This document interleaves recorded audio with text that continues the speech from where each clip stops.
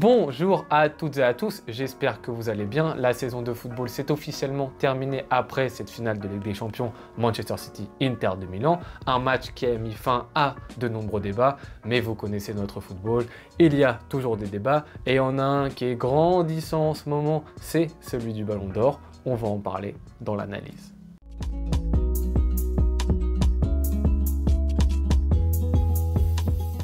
Petite interlude pour te dire de ne pas hésiter à liker la vidéo si elle te plaît et par la suite t'abonner, ça donne un petit coup de boost à la chaîne et ça fait toujours plaisir.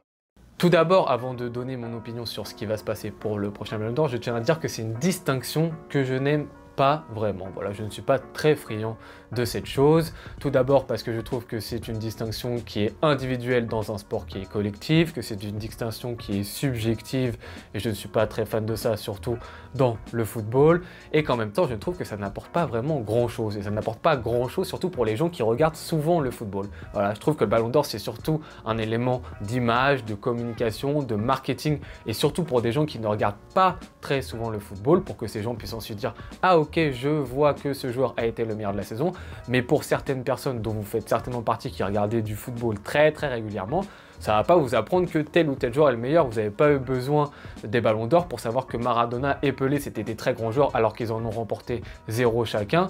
Et vous avez des joueurs favoris, des Messi, des Ronaldo. J'ose espérer que c'est pas parce qu'ils ont gagné des ballons d'or que vous vous êtes dit tel joueur est meilleur que l'autre et qu'ils font partie des plus grands joueurs de l'histoire. Pour toutes ces raisons, voilà, gardez votre perception des choses, gardez vos favoris en fonction de ce que vous avez regardé sur le terrain. De la même manière qu'une palme d'or ne veut pas dire que si vous allez voir le film, vous allez le préférer par-dessus tous les autres films. Qu'une victoire de la musique pour un album va dire que quand vous allez écouter l'album, ça va être la meilleure musique que vous allez écouter de l'année. Gardez votre perception sur le joueur par rapport à ce que vous avez vu, point final.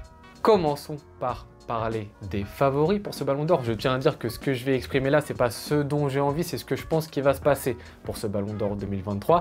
Un Ballon d'Or 2023 qui, on le répète, se joue sur la saison sportive et non sur l'année sportive. C'est quelque chose qui est très différent par rapport aux années précédentes.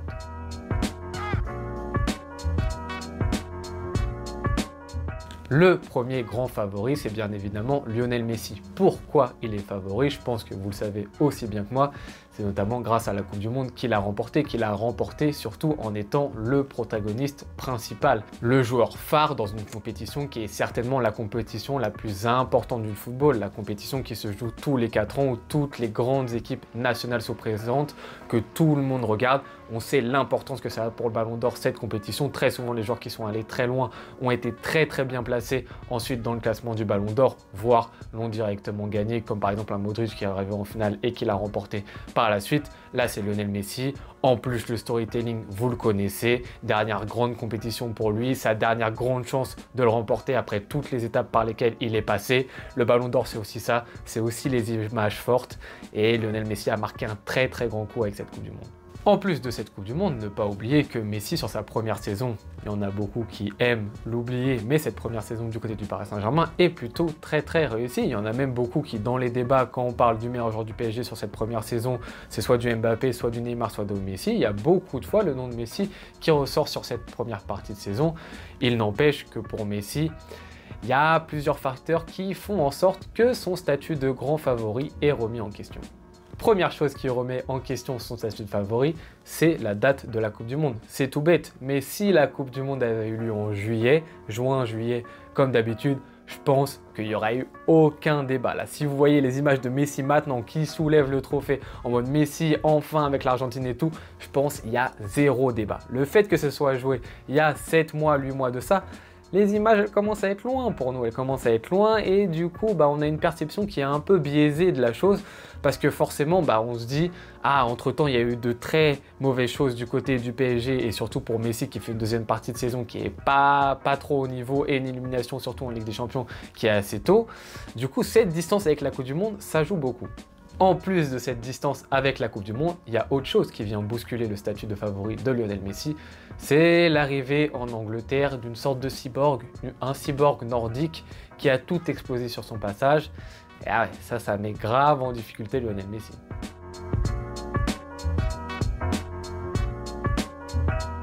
Erling Haaland, messieurs et mesdames, quelle saison d'Erling Haaland!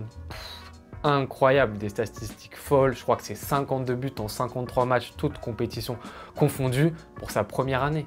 Pour sa première année dans un nouveau pays déjà, donc on sait que c'est des fois difficile de s'acclimater. Pour sa première année dans un nouveau club, on sait que ça peut être compliqué. Pour sa première année dans un nouveau club qui est Manchester City, et on sait que s'adapter au jeu de Manchester City, c'est loin d'être évident. Alors certes, c'est un attaquant et surtout un attaquant de surface, et c'est plus simple que de s'adapter quand on est milieu de terrain à Manchester City, certes. Ça n'empêche que c'est exceptionnel la saison qu'il a sortie. Comme je vous l'ai dit, pour une première année, sur ses stats, c'est totalement fou.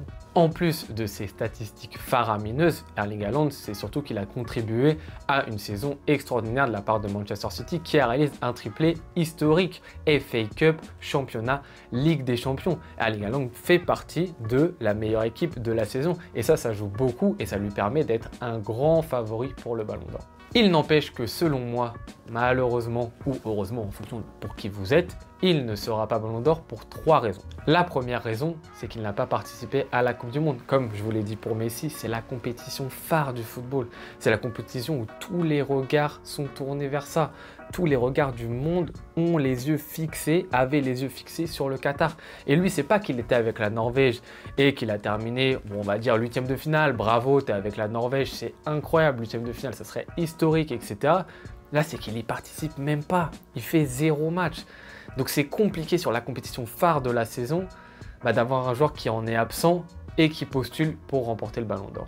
Selon moi, il y a un autre point qui fait qu'il ne va pas le gagner, c'est que malheureusement, il n'y a pas eu d'image très fort de Haaland cette saison. Comme je vous l'ai dit, le Ballon d'Or, c'est aussi une histoire d'image, comme avec Messi qui le remporte enfin avec l'Argentine. Haaland, il n'a pas eu ça, c'est un cyborg. Le mec, il a fait une saison, comme je l'ai dit, exceptionnelle, il n'y a rien à dire, c'est incroyable. Mais il n'y a pas eu d'image ultra marquante en termes de renommée, de masse dans le monde, entre guillemets. Pourtant, Haaland, il a eu l'occasion de le faire à un moment. Il a eu le boulevard droit devant lui et pourtant, il a décidé d'emprunter le petit sentier. Le boulevard qui était devant lui, c'était les demi-finales de Ligue des Champions et la finale de la Ligue des Champions qu'il devait marquer de son empreinte. Sauf que le problème, c'est qu'on se rappelle très bien, demi-finale aller contre le Real Madrid, il se fait manger par Rudiger, littéralement manger. La demi-finale retour, c'est une écrasante victoire de Manchester City, mais surtout collectivement. Alors certes, il y participe, parce que pour exploser une équipe comme le Real Madrid de cette manière-là, il faut que les 11 joueurs de City ils soient dedans, parce que s'il y en a un qui n'est pas là, ça ne se passe pas comme ça. Mais le problème, c'est que lui, c'est un neuf qui est jugé beaucoup sur ses statistiques et sur ses buts surtout. Et sur les 4 buts qu'a mis City, lui, il est sur aucun. Et ça pose quand même un petit débat. Et enfin, il avait la finale de la Ligue des Champions, où on s'est dit, bon, ok, la demi-finale, il est passé un petit peu à côté, il n'a pas marqué, il n'a pas staté, il lui reste la finale. Si la finale, il arrive à marquer un but, le but de la victoire, s'il arrive à mettre un doublé ou un triplé, là, il peut passer devant Messi, il y a des chances. Le problème, c'est que la finale, il n'existe pas, voire pas du tout. Il se fait manger par la défense à 3 de l'Inter Milan, un peu comme il s'est fait manger au match aller contre le Real. Donc ce genre de raté de la part d'Haaland, ce genre de raté de moments très importants, pour moi, ça va lui coûter la place de numéro 1 du Ballon d'Or. Et enfin, le dernier argument, selon moi, qui va faire que Haaland ne sera pas Ballon d'Or, c'est qu'il fait partie d'un collectif, City, qui se distingue plus, comme je viens de le dire, par un collectif que par une individualité, malheureusement. Et même encore plus que ça, quand on parle de City, on dit souvent le City de Guardiola. On va pas dire le City de Haaland, on va pas dire le City de De Bruyne, on dit le City de Guardiola. C'est dire à quel point en fait c'est compliqué de s'imposer individuellement et de marquer de son empreinte ce collectif. Et de la même manière qu'avec un Liverpool, où à l'époque on se souvient des Mané, Salah, c'était en discussion et c'était surtout le collectif en lui-même qui était ultra impressionnant. Là, les voix risquent de se partager entre plusieurs joueurs de City et ça risque de coûter à Haaland une nouvelle fois sa place de numéro 1. Pour toutes ces raisons, je vois Messi remporter le Ballon d'Or 2023. Encore une fois, je tiens à dire que ce n'est pas ce dont j'ai envie, c'est je pense que c'est ce qui va se passer par rapport à ce que je viens de vous dire. Il y a ensuite d'autres outsiders que sont Mbappé, mais selon moi, Mbappé a fait une moins bonne Coupe du Monde que Messi. Mbappé a ensuite été dans le même club que Messi, du coup les résultats sont les mêmes que Messi, du coup c'est compliqué pour lui de passer devant.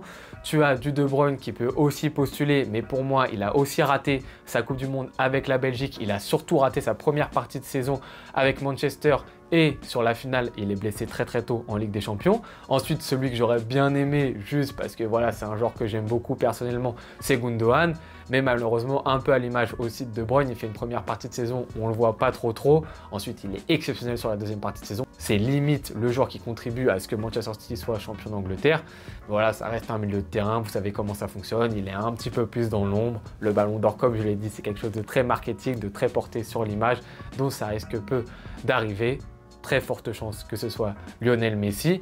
Vous, n'hésitez pas à me dire ce que vous en pensez du prochain Ballon d'Or. Peut-être que vous n'avez pas du tout le même regard que moi sur la chose, que vous avez d'autres avis, d'autres envies. En tout cas, je vous remercie énormément d'avoir regardé la vidéo jusqu'ici. Je vous souhaite bonne journée ou bonne soirée en fonction de quand est-ce que vous la regardez. Ciao.